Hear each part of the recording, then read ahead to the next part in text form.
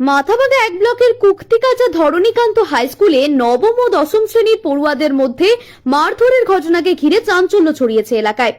অভিযোগ, দশম শ্রেণীর কয়েকজন ছাত্র হঠাৎ নবম শ্রেণীর ক্লাসে ঢুকে পড়িয়ে দুই পড়ুয়াকে মারধর করে। আহতদের মধ্যে একজন বর্তমানে মাথাভাঙা মহকুমা হাসপাতালে চিকিৎসাধীন। স্কুল সূত্রে জানা গিয়েছে, মঙ্গলবার ক্লাসের অবকাশ চলাকালীন আচমকাই এই ঘটনাটি ঘটে। নবম শ্রেণীর ক্লাসে ঢুকে দশম শ্রেণীর কয়েকজন পড়ুয়া দাদাগিরি শুরু করে বলে অভিযোগ। বাধা দিতে গেলে আরও এক পড়ুয়াকে মারধর করা হয়। ঘটনাকে কেন্দ্র করে হুলস্থুল কাণ্ড বেঁধে যায় গোটা স্কুল চত্বরে। অভিভাবক ভাগ্য সরকার অভিযোগ করেছেন, স্কুলে শৃঙ্খলার অভাব দীর্ঘদিনের। তার কথায় মাঝে মধ্যে স্কুলে এমন ঘটনা ঘটেছে, প্রধান শিক্ষককে জানানো হলে কোনো পদক্ষেপ নেওয়া হয় না।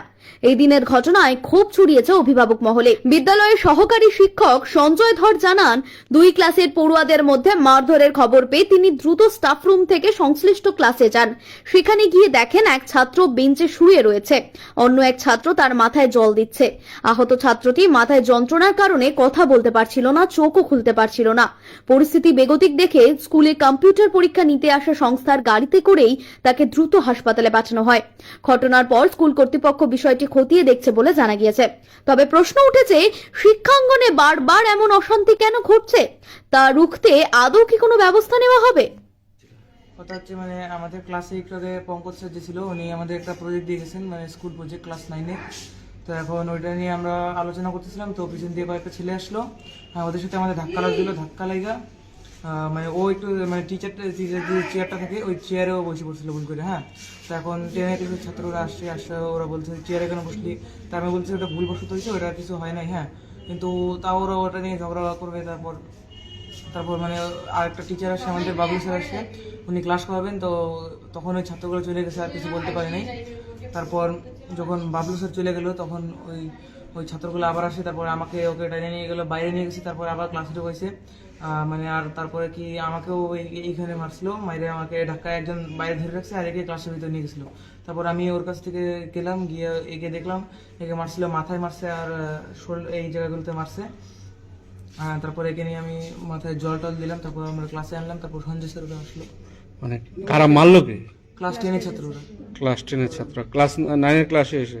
আমরা 9-এর ক্লাসে, আমরা বসেছিলাম, ওরা আসলে 10-এর ছাত্ররা আসলো। চেয়ারে বসে দেখে নাকি? বলবো শুধু চেয়ারের উপর বসে পড়ছে, চেয়ারে পড়ে গেছে, আর ওরা পয়েন্ট আছে চেয়ারে পড়ছে। আচ্ছা, এর জন্য এসে মারলো। এই স্কুলে আর অন্যান্য মাস্টারমশাইরা কিছু বলেনি?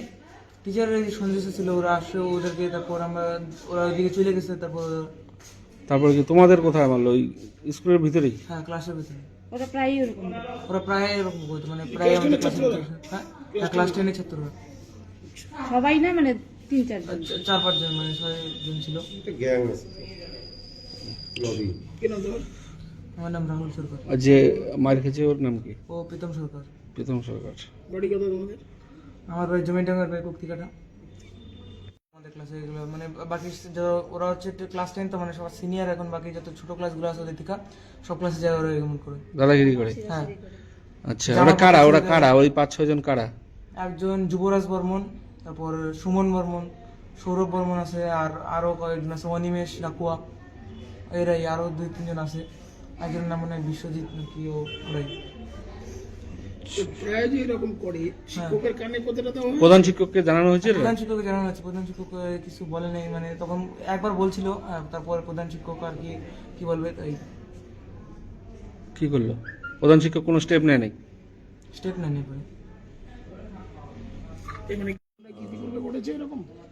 আমি তো একজন অভিভাবক, আমার ছেলেও পড়ে, ভাইপো পড়ে, ও আমার ভাগ্নেও হয়, যে আহত হয়েছে। তো স্কুলে শৃঙ্খলা অনেকদিন আগেই চলে গেছে, স্কুলে ডিসিপ্লিন নেই। আর যেটা বাস্তব আজকে যে অভিযোগটা উঠেছে, যে দশম শ্রেণীর কিছু ছাত্র ওরা দাদাগিরি এক প্রকার বলা যায় করেছে, এটা আমি বলবো ওরা স্কুলটাতে যা পরিবেশ, যতটুকু আমি খবর পাই, প্রধান শিক্ষকের মোটামুটি ওরা অ্যাসিস্ট্যান্ট হিসেবে স্কুলটা চালায়। ওই ছেলেগুলো ওরাই মনে হয় শাসনটা করেন আর কি। যেমন এই ঘটনার পরে প্রধান শিক্ষক কিন্তু অনুপস্থিত, না একটা ফোন পেলাম, না কিছু, না উনি দেখলেন। আমি কাজে ব্যস্ত থাকতেই পারেন, ফোনেও কোনো খবর নেওয়ার চেষ্টা এখনও করেননি। তো আমার ছেলেও থাকে, আরও বাচ্চা কাচ্চারা যেভাবে মারপিট, একটা নিত্য নৈমিত্তিক ঘটনা। কয়েকদিন আগেও একটা ছাত্রের মাথা ফেটেছে, রোজই আপনি খবর পাবেন আর কি, এলাকাবাসীরা ভালো জানেন। তো বাকি শিক্ষকরা জানি না কি কতটা বাধ্যতা মানে বাধ্যবাধকতার মতো থাকেন, আইন কি আছে নাই জানি না, কিন্তু ডিসিপ্লিন স্কুলে নেই, কর্তৃপক্ষ উদাসীন, হ্যাঁ, একদম একটা বাজে অবস্থা। এরকম ঘটনা যে, আর এই যে আপনারা দেখলেন, ও এখনও কিন্তু চোখ খুলতে পারছে না, কতটুকু কি, আমরা তো আর চিকিৎসক নেই, আমরা জানি না, আপনাদের স্যালাইন চলছে। তো এরকম আরও ঘটতে পারে। এখন শেষ যে স্কুল যে কোথায় যাবে আগামী দিনে, মানে দুর্নামের দিক থেকে একটা রেকর্ড, এর আগেও আপনারা অনেক রিপোর্ট করেছেন, অনেক কিছুই ঘটেছে, টোটাল শৃঙ্খলাহীন। আর কি বলবো, হতাশ, আমি একজন নাগরিক হিসেবে খুবই হতাশ। আমার নাম ভাগ্য সরকার, আমি অভিভাবক। তখন তো অফ পিরিয়ড চলছিল, আমি তো টিচার্স কমন রুমে ছিলাম। পরবর্তী ক্লাসে যখন ওই ক্লাসে টিচার গেলেন, টিচার যাওয়ার পর ওই টিচার ক্লাসে গিয়ে আমাকে ফোন করলেন যে সঞ্জয় দা, তুমি একটু তাড়াতাড়ি আসো, মানে প্রীতম কথা বলতে পারছে না। স্বাভাবিকভাবে আমি কমন রুমে ছিলাম, ছাত্রর কথা শুনে দৌড়ে গেলাম, গিয়ে দেখলাম হ্যাঁ সত্যি সত্যি ও বেঞ্চে শুয়ে আছে, ওর সহপাঠীর কোলে মাথা দিয়ে। তো কারণটা জানতে চাইলাম, শুনতে পারলাম স্কুলেরই সিনিয়র ক্লাসের কিছু ছাত্র, হ্যাঁ, ওর সঙ্গে হাতাহাতি ধস্তাধস্তি হয়েছে, মানে সেই থেকেই এই অবস্থাটা হয়েছে আর কি। তো আমি পরিস্থিতি দেখলাম, যেহেতু ছেলেটা কথা বলতে পারছে না, হ্যাঁ, মানে হাত পা মেসেজ করে দিলাম, চোখটা খুলতে পারছে না, আমি আর দেরি করলাম না, আমি পাশেই থাকে ভাগ্য সরকার, তাকে ফোন করলাম, ও স্কুলে এলো। স্কুলে একটা মানে গাড়ি ছিল ট্রেনিংয়ের, ওরা কম্পিউটারের পরীক্ষা নিতে গেছিল, সেই গাড়ি করেই মানে তাকে হাসপাতালে ভর্তি করলাম। এই পর্যন্তই। ডাক্তারবাবু দেখলেন, ভর্তি করিয়ে দিলেন, আমরাও আছি। মাঝে মাঝে কি এরকমটা শোনা যেত যে ক্লাসের উঁচু ক্লাসের ছাত্ররা এরকম দুষ্টমি করে? চারদিকে খোলা মাঠ, হ্যাঁ, কোয়েড একটা স্কুল, হ্যাঁ, ছেলেপেলে যাওয়া হয়, ছোটাছুটি একটু বেশি হয়, তবে এরকম ঘটনা এই প্রথম হলো আর কি।